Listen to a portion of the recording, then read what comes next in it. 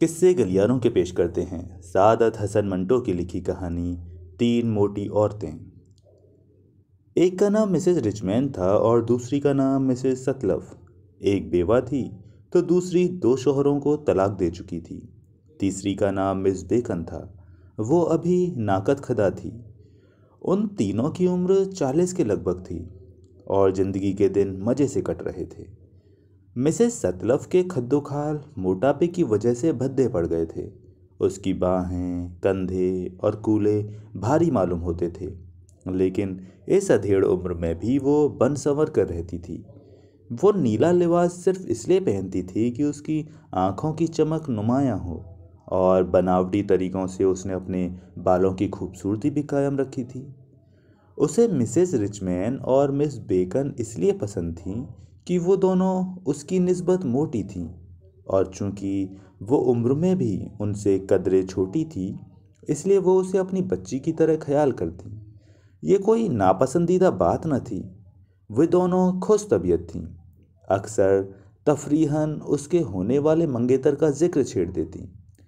वो खुद तो इस इश्क व मोहब्बत की उलझन से कोसों दूर थी, लेकिन इस मामले में उन्हें मिसेस सतलव से पूरी हमदर्दी थी। उन्हें यकीन था कि वो दिनों ही में कोई नया गुल खिलाने वाली है। वो उसके लिए किसी अच्छे बर की तलाश में थी, कोई पेंशन याफ्ता एडमिरल जो गोल्फ भी खेलना जानता हो, या कोई ऐसा रंडवा जो घर बार के जंजाल से आज़ाद हो। बहरहाल ये ज़रूरी था कि उसकी आमदनी माकूल हो।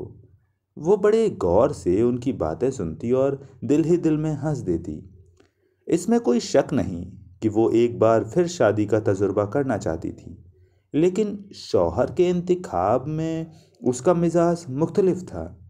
उसे किसी स्याह रंग छरेरे बदन के अतालवी की चाहत थी, जिसकी आंखें हद दर्जा चमकीली हों, या कोई हिस्पानवी जो आला खानदान से ताल्लुक़ रखता हो और उसकी उम्र किसी सूरत में 30 बरस से एक दिन भी ज़्यादा ना हो। ये सच है कि तीनों एक दूसरे पर जान देती थीं, और उनकी आपस में मोहब्बत की वजह सिर्फ मोटापा था, और मुतावातिर इकट्ठे ब्रिज खेलने से दोस्ती और गहरी हो गई। उनकी पहली मुलाकात करबसाद में हुई, जहां ये एक ही होटल में ठहरी थीं और एक डॉक्टर के जेरे इलाज थीं। मिसेस रिचमैन खुश शक्ल भी थीं। उसकी नशीली आंखें, खुरदरे गाल और रंगीन होठ बहुत ही दिलफरेब और दिलकश थे। उसे हर वक्त खाने पीने की फिक्र रहती। मक्खन, बालाई, आलू और चर्बी मिली पुडिंग उसका मन भाता खाना था। वो साल में 11 महीने तो जी भरकर काफ़ी खाती, और फिर इलाज के जरिए दुबली होने के लिए 1 महीना कर्बसात चली जाती। वो दिन ब दिन फूलती जा रही थी। उसका अकीदा था कि अगर उसे मनमर्जी की खुराक खाने को न मिले तो जिंदगी बेकार है, मगर उसके डॉक्टरों को इस बात से इत्तेफाक न था। मिसेस रिचमैन का ख्याल था कि डॉक्टर कुछ ऐसा काबिल नहीं, वरना क्या अजीब था कि वो जरा दुबली हो जाती। उसने मिस बेकन से इस बात का जिक्र किया। वो बस एक कहकहा लगाकर खामोश हो गई। उसकी आवाज़ बहुत गहरी थी और चिपटा सा चेहरा। उसकी दोनों आंखों में बिल्ली की आंखों जैसी चमक थी। उसे मर्दाना पोशाक ज़्यादा पसंद थी, और सिर्फ उसकी खुश मिजाजी की वजह से तीनों सहेलियां एक दूसरे से बहुत करीब हो गई थीं। वो तीनों एक ही वक्त पर खाना खाती, इकट्ठी सैर को जाती और टेनिस खेलने के वक्त भी एक दूसरे से कभी जुदा न होती। इसमें कोई शक नहीं कि वो अपना वज़न करती तो अपने मोटापे में कोई फ़र्क न पाकर उदास सी हो जाती। मिस बेकन को ये बात बहुत ही नागवार गुजरी कि बियर्स रिचमैन तिब्बी इलाज से अपना वज़न 20 पाउंड घटाकर बदपरहेजी की वजह से दिनों में फिर उसी तरह मोटी हो जाए, और उसके कहने पर तीनों कर्बसात छोड़कर चंद हफ्तों के लिए कहीं और चली जाएं। बियर्स कमज़ोर तबीयत थी, और उसे एक ऐसे इंसान की ज़रूरत थी जो उसे बदएतिदाली से बचा सके। उसे यकीन था कि अब उसे वर्जिश करने का खूब मौका मिलेगा। न सिर्फ यही, बल्कि वहाँ घर में अपनी बावरचन रख लेने से उसे चर्बी मिली खाने से निजात मिल जाएगी। और कोई वजह न थी कि इन सब का वज़न दिनों में कम हो जाए।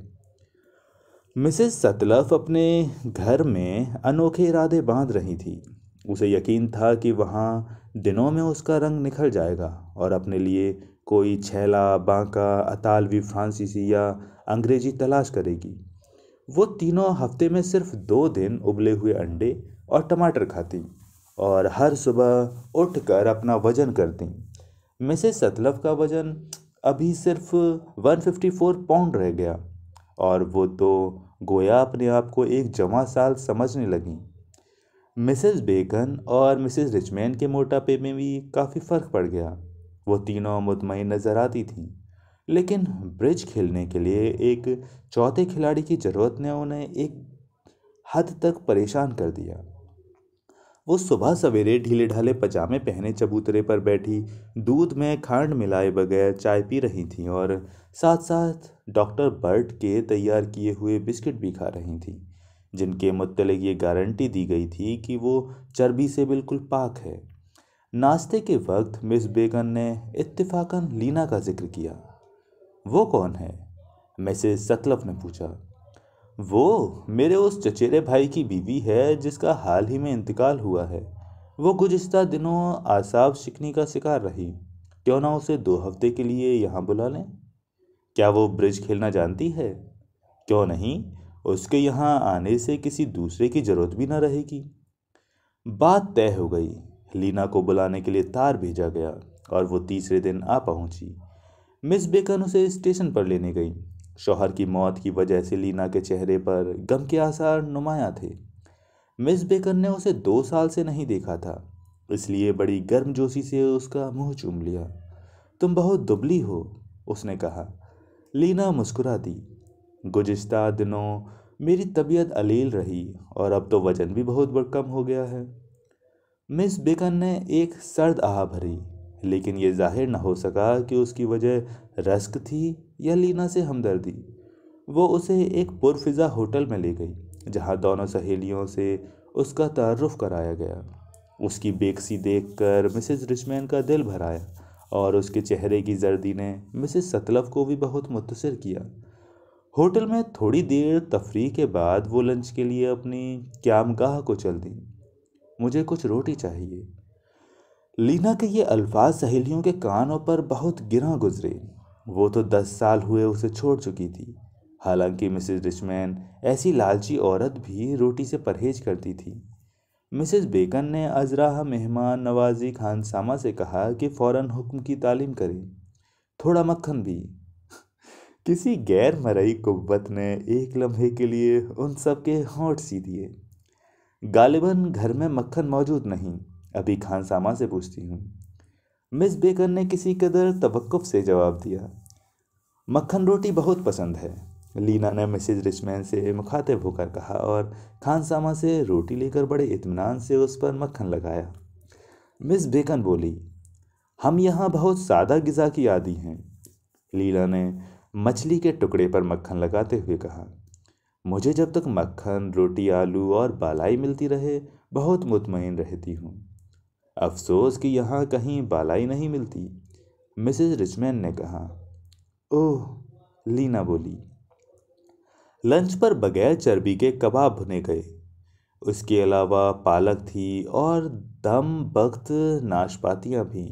नाशपाती खाते ही लीना ने मुतजस्सिस नज़रों से खानसामा की तरफ देखा और इशारा पाते ही खानसामा खांड लेकर हाजिर हो गया। उसने अपनी कहवा की प्याली में 3 चमचे खांड डाल दी। तुम्हें खांड बहुत पसंद है, मिसेस सतलफ ने कहा।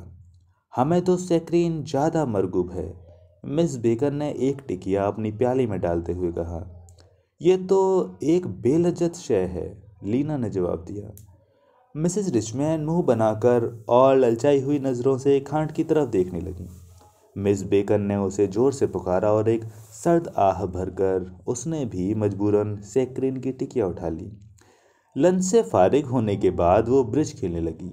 लीना खूब खेली, सबने खेल का लुत्फ उठाया। मिसेस सतलफ और मिसेस रिचमैन के दिल में मुअज्जस मेहमान के लिए गहरी हमदर्दी का जज्बा पैदा हो गया। मिस बेकन के दिल की मुराद भी भर आई और वो यही चाहती थी कि लीना उनके साथ 2 हफ्ते खुशी से बसर करे। चंद सातत बाद मिस बेकन और मिसेस रिचमैन गोल्फ खेलने चली गईं और मिसेस सतलव एक जवां साल खुश शक्ल प्रिंस रोकामीर के साथ सैर को निकल गईं। लेकिन कुछ देर सुस्ताने के ख्याल से लेट गई। डिनर से थोड़ा वक्त पहले सब लौट आईं। लीना प्यारी, कहो वक्त कैसे गुजरा? मिस बेकन ने कहा। गोल्फ खेलते वक्त तुम्हारा ध्यान तुम्हारी तरफ था। ओह, मैं तो बड़े मज़े से बिस्तर पर ही पड़ी रही थी और जाकर कॉकटेल भी पी। और सुनो, आज एक छोटा सा कहवा खाना पर मेरी नज़र पड़ी जहाँ बड़ी अच्छी बालाई भी मिल सकती है। मैंने रोज़ाना मकान पर बालाई मकवाई का इंतज़ाम कर लिया है। उसकी आंखें चमक रही थीं और उसे यकीन था कि वो तीनों उसकी बात को सराहेंगी। तुम कितनी अच्छी हो लीना, मिसेस बेकन ने कहा, लेकिन अफसोस कि हमें बालाई पसंद नहीं। ऐसी आबो हवा में ये हमें रास नहीं आ सकती। न सही, मैं जो सलामत हूँ, लीना ने मुस्कुराते हुए कहा। तुम्हें क्या अपनी शक्लो सूरत की कोई परवाह नहीं? मिसेस सतलफ ने मुंह बनाकर कहा।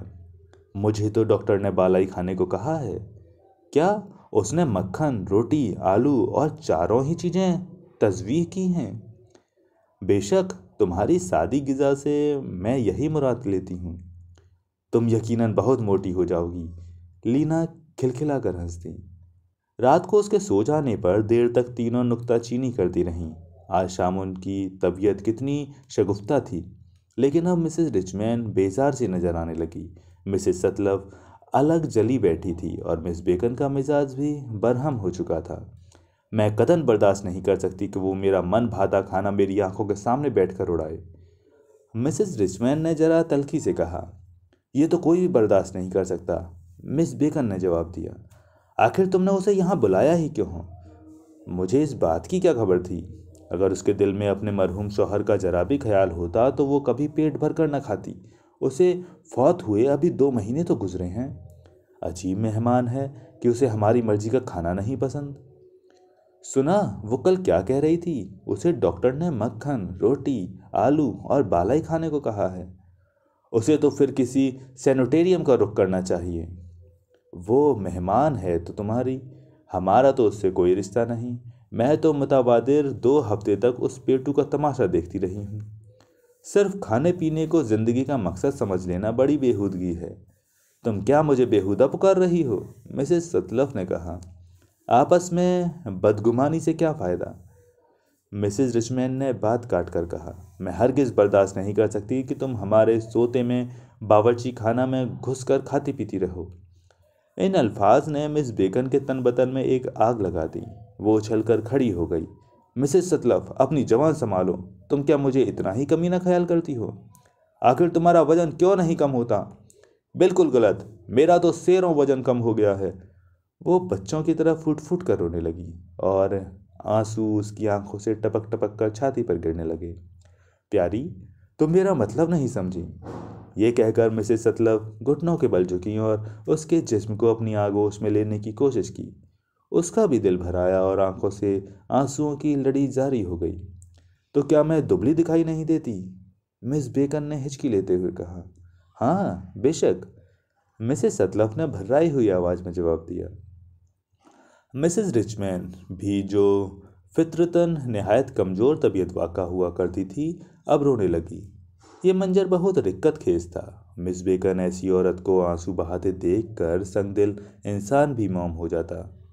बिल आखिर उन्होंने अपने आंसू पहुँचे और एक ने ब्रांडी और पानी के चंद घूंट पिए। वो अब इस बात पर मुत्तफिक थी कि लीना डॉक्टर की हिदायत के मुताबिक अपनी मन मर्जी की ग़िज़ा खाए। आखिर वो उनकी मेहमान ठहरी। उनका फ़र्ज़ था कि हर तरह उसका कलेजा ठंडा करे। उन्होंने एक दूसरी का गर्मजोशी से मुंह चूमा और अपनी अपनी ख्वाबगाहों में चली गईं। यह सच है कि इंसानी फितरत बहुत कमज़ोर है और उस पर किसी का कोई इख्तियार नहीं। ग़िज़ा के मामले में अब हर एक अपनी मर्जी की मालिक थी। उन्होंने मछली के कबाब शुरू किए तो लीना की सिव्वियाँ, मक्खन और पनीर पर बसर होने लगी। वो हफ्ते में 2 बार उबले हुए अंडे और कच्चे टमाटर खाती। लीना मटर के दाने बालाई में मिलाकर खाती। उसे अब टमाटर को मुख्तलिफ मसालों में पकाकर खाने का शौक़ चल रहा था।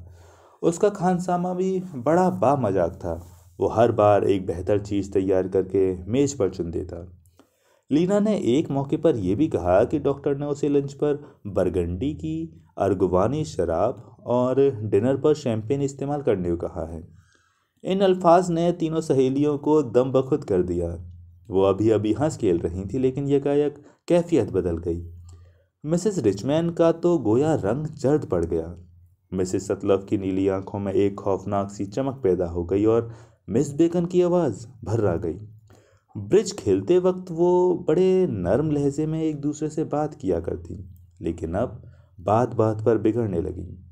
लीना ने उन्हें बहुतेरा समझाया बुझाया कि खेल के वक्त आपस में तकरार मुनासिब नहीं, लेकिन बेसुध वो खुश थी कि खेल में शुरू ही से उसका पल्ला भारी था और दिनों में उसने एक बड़ी रकम जीत ली है। तीनों मोटी सहेलियों को अब एक दूसरे से नफरत होने लगी। वे अपने मेहमान से भी बदजन हो चुकी थीं। इसके बावजूद अक्सर एक दूसरे के खिलाफ कान भरती। लीना के सामने वो एक दूसरी से ज़हारन मिलती रही, लेकिन फिर ये बात भी न रही। वो एक दूसरे से बहुत मायूस हो चुकी थीं। मिस बेकन लीना को रुखसत करने स्टेशन पर गई। गाड़ी पर सवार होते वक्त वो बोली, मेरे पास अल्फाज नहीं कि तुम्हारी मेहमान नवाजी का शुक्रिया अदा कर सकूं। तुम्हारी सोहबत बहुत पुरलुफ्त रही, मिस बेकन ने जवाब दिया। जब गाड़ी रवाना हुई तो उसने इस जोर से आह भरी कि प्लेटफॉर्म उसके पाँव के नीचे कांप कांप गया और वो उफ उफ का शोर बुलंद करती घर लौटी। उसने गुस्ल करने का लिबास पहना और होटल की तरफ आ निकली। एकाएकी वो मचल सी गई। उसकी आंखों के सामने मिसेस रिचमैन नया पायजामा और गले में मोतियों की माला पहने बनाव सिंगार किए बैठी थी। वो उसकी तरफ बढ़ी। क्या कर रही हो? उसके ये अल्फाज दो पहाड़ों में बादल की गरज की तरह सुनाई दिए। कुछ खा रही हूँ। उसके सामने मक्खन, सेब का मुरब्बा, कहवा और बालाई वगैरह चुने हुए थे। वो गर्म रोटी पर मक्खन की मोटी तह जमा कर उस पर मुरब्बा और बालाई डाल रही थी। तुम खाने का लालच में अपनी जान दे दोगी? कोई परवाह नहीं, मिसेस रिचमैन ने एक बड़ा लुकमा चबाते हुए कहा। तुम और भी मोटी हो जाओगी। बस खामोश। उस नाबकार को खुदा समझे जिसे मैं मुतावातिर 2 हफ्ते से हलक में रंगा रंग के निवाले ठूंसते देख रही हूँ। एक इंसान तो इतना हजम नहीं कर सकता। मिस बेकन की आंखों में आंसू आ गए। वो बिल्कुल बेजान सी हो गई। उसे उस वक्त शायद एक मजबूत मर्द की जरूरत थी जो उसे घुटने पर लगाकर पुचकारे। वो खामोशी से पास ही कुर्सी पर बैठ गई। खादिम हाजिर हुआ और उसने कहवे की तरफ इशारा करके उसे लाने को कहा। वो हाथ बढ़ाकर क्रीम रोल उठाने लगी, लेकिन मिसेस रिचमैन ने रिकाबी एक तरफ रख दी। मिस बेकन जल भुन गई और उसे एक ऐसे नाम से मुखातिब किया जो खासतौर पर औरतों के शयान ए शान न था। इतने में खादिम उसके लिए मक्खन, मुरब्बा और कहवा लिए आया। पगले, बलाई लाना भूल गया, वो शेरनी की तरह बिफर कर बोली। उसने खाना शुरू किया और हलक में मक्खन मुरब्बा ठूसने लगी।